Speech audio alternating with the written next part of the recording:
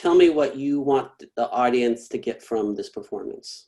Aside from the importance of the message itself, I really want anyone who watches it who isn't specifically part of the theater community to feel and acknowledge the power and importance of actors.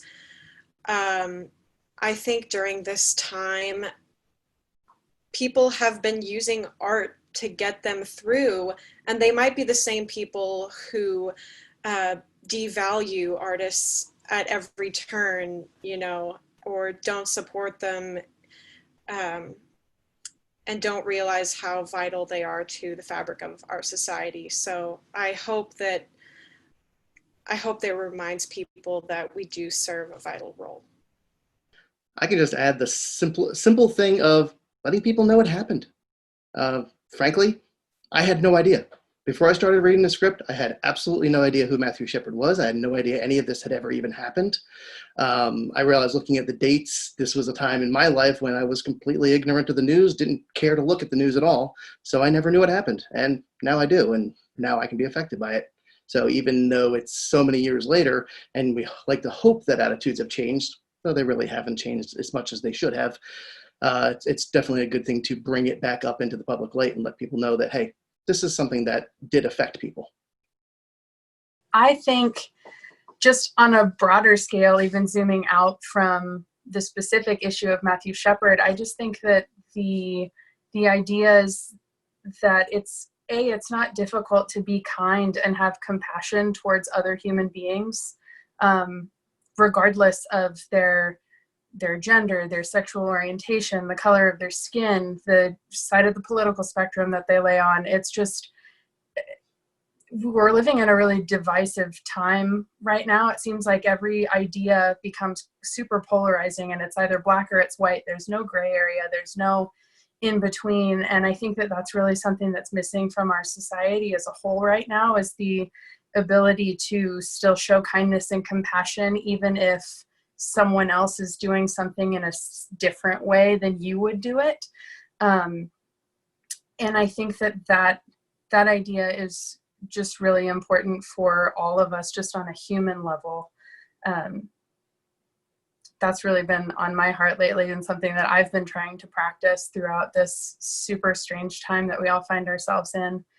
You know, and then obviously you have the added layer that we're welcoming Pride Month with doing this reading. And so more specifically, I think just acceptance and allowing people to be who they are at their core without judgment, and to be supportive of people in all of their endeavors, you know, regardless of whether or not they match up with your criteria of good or bad or right or wrong, I think is something that we should all look at more.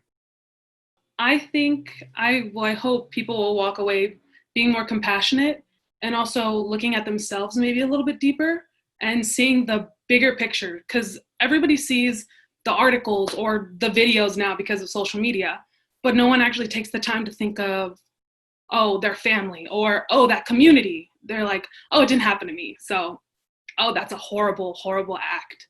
But they don't take the time to actually like sit there and think, my actions could affect, or I could help, or I could do something better. And seeing this play, how other characters are affected, maybe they'll take something away and be like, oh, that could be me.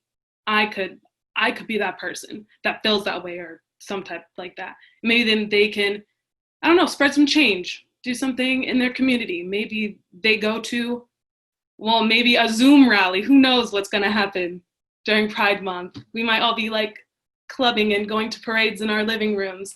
But I don't know, just maybe they'll take the time to step out of their comfort zones, you know, take the time to talk to somebody that's different than them and see their perspective in life and just accept, you know?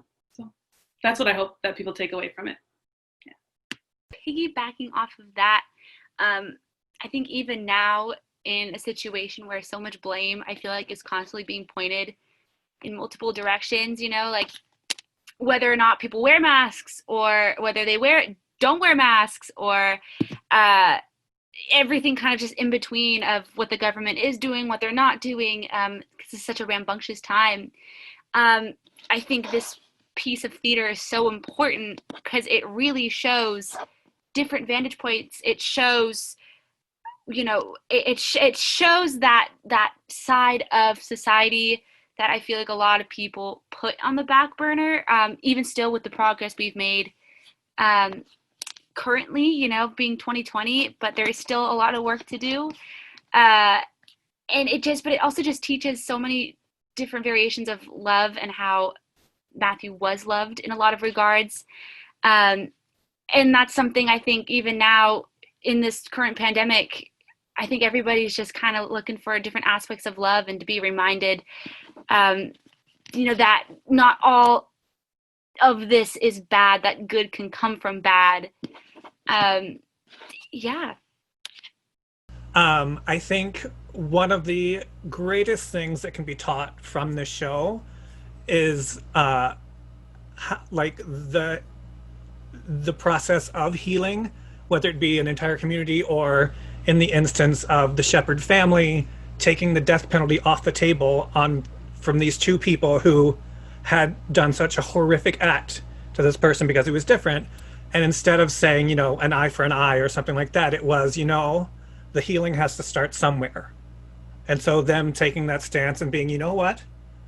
We're going to give you life, but from now on, your punishment is that now you must live with yourself every single day and move forward and try and change and instill that in other people in your family tree and your reach. And just making sure that you each tell your own story and what you've done to improve it.